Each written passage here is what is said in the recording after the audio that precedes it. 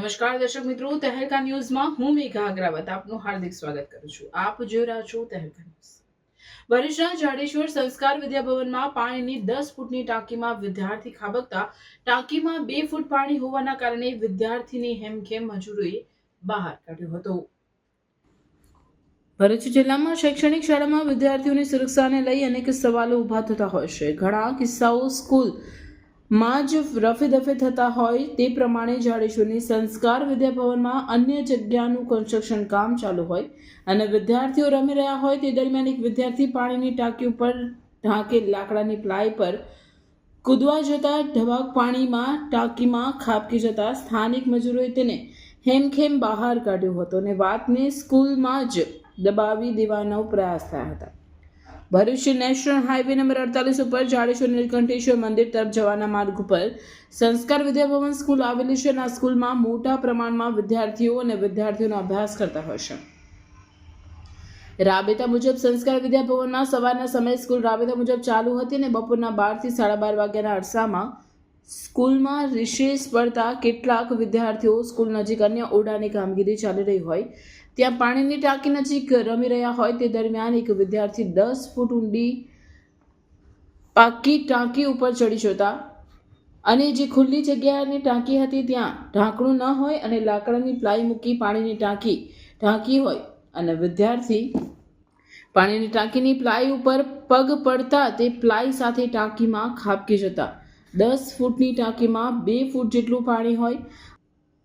અન્ય વિદ્યાર્થીઓ પણ બુમરાણ મચાવતા અન્ય કડિયા કામ કરતા મજૂરો દોડી આવી નજીકમાં પડેલ લોખંડની સીડી પાણીમાં ઉતારી વિદ્યાર્થીને ટાંકીમાંથી બહાર કાઢવામાં આવ્યો હોય અને આ વાત બહાર ન જાય તેવા પ્રયાસો શાળા સંચાલકોએ કરતા આખરી ઘટના બની છે તેનો ભાંડો કડિયા કામ કરતા મજૂરોએ ફોડી નાખ્યો હતો.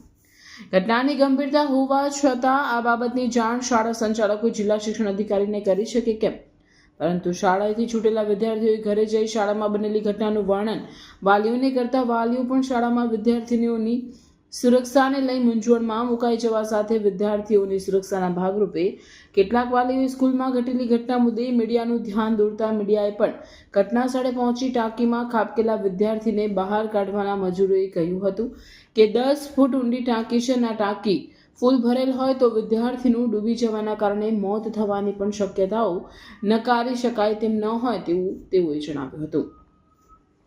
સંસ્કાર વિદ્યાભવનની ઘટનાથી જિલ્લા શિક્ષણ અધિકારી અજાણ હોવાનું ટેલિફોનિક વાતમાં કહ્યું હતું.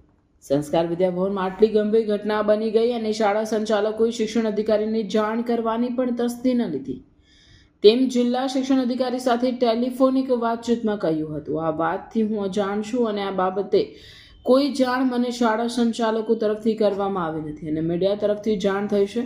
શાળાના આચાર્ય પાસે રૂબરૂ બોલાવી ખુલાસો માંગવામાં આવશે તેમ જિલ્લા શિક્ષણ અધિકારી स्वातिबा राहुल जी ने કહ્યું હતું.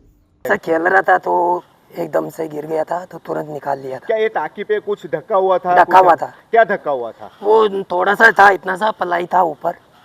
बच्चा अंदर गिर गया था. हाँ. किसको निकाला, कैसे निकाला उसको? वो सीढ़ी से निकाला. कौन गया था उसको निकालने के लिए? हम ही निकाला था. वो इनके वहाँ काम करने वाले कर्मचारी थे. टंकी में कितना पानी था? खाली 2 फुट पानी. अगर ज्यादा पानी होता तो बच्चा क्या हालत में होता? अभी वो तो देखो ऊपर वाले की मेहरबानी है, बच गया बच्चा, सुरक्षित निकल गया, तुरंत निकाल लिया. रिपोर्टर अभी सैयद, भरूच.